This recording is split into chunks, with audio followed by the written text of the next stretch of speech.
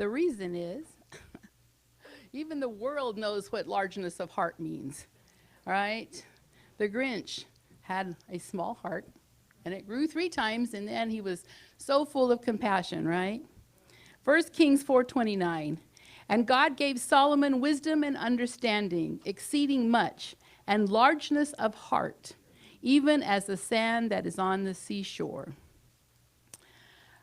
We talk about Solomon having such great wisdom, you know, more than anybody before him or after him.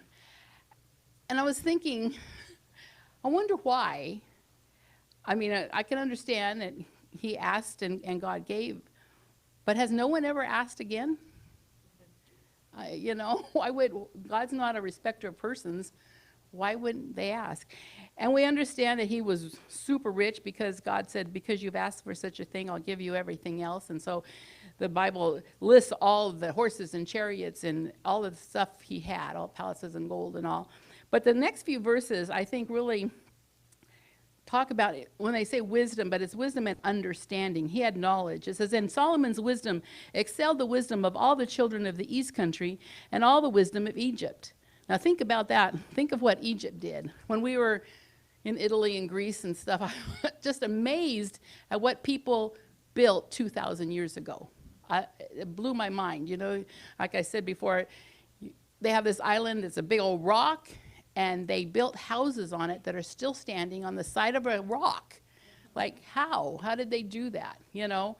And they brought in water I think it is in Naples. They brought in water from the sea on conduits, and they had water in their houses. And I'm amazed, right? How do they do this? So this is exceeding all of that wisdom, all of the wisdom of Egypt. For he was wiser than all men, and Ethan the Ezrahite, and Heman, and Chalcol, and Darda, the sons of Mahal. And his fame was in all nations round about. And he spake 3,000 proverbs, and his songs were 1,005. And he spake of trees, from the cedar tree that is in Lebanon, even unto the hyssop that springeth out of the wall. He spake also of beasts and fowl, and of creeping things, and of fishes. And there came all people to hear the wisdom of Solomon from all kings of the earth, which had heard of his wisdom. He knew everything.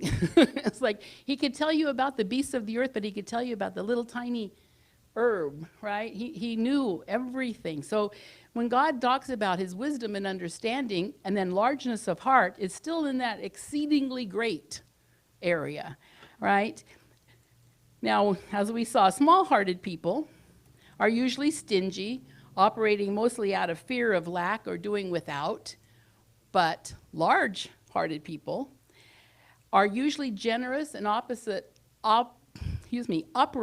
mostly in faith, and they have faith that God's supply will never run out, will never run dry. And I think that's us sometimes. We think, well, I can pray for this, but I have no idea where it could come from. And we've been there before where it's like, Lord, you know what we need, but you also know every resource is gone. Every resource is gone. Every resource is dry. There is no one to ask. There is no one. And then God does something out of the ordinary. It just popped in my head, the very beginning of COVID 2020, we had not that many people coming into church, and this was like the first couple weeks, right? And so we had all the chairs separated like they told us, you know, so families would come in, and families from other churches and friends of ours and stuff that would come in, so they'd gather there, because nobody knew what to do, nobody knew what it was, right? Well, there was a young couple came in, and sat right over there, and we know them, but they're very friendly, nice. They stayed after church and talked to us and all.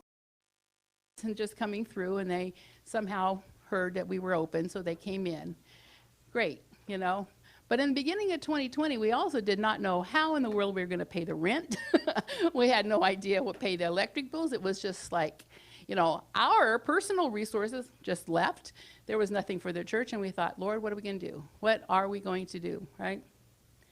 The next week, we get a PayPal payment thing offering for $5,000 from this man, young man, probably in his 20s, lives in Texas.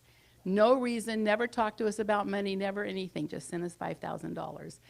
God uses resources you have no idea about. You have no idea, right? So we need to have faith. We need to have that large-heartedness that's so generous and so believing in God and his resources that we'll do anything he says, that we will operate in faith.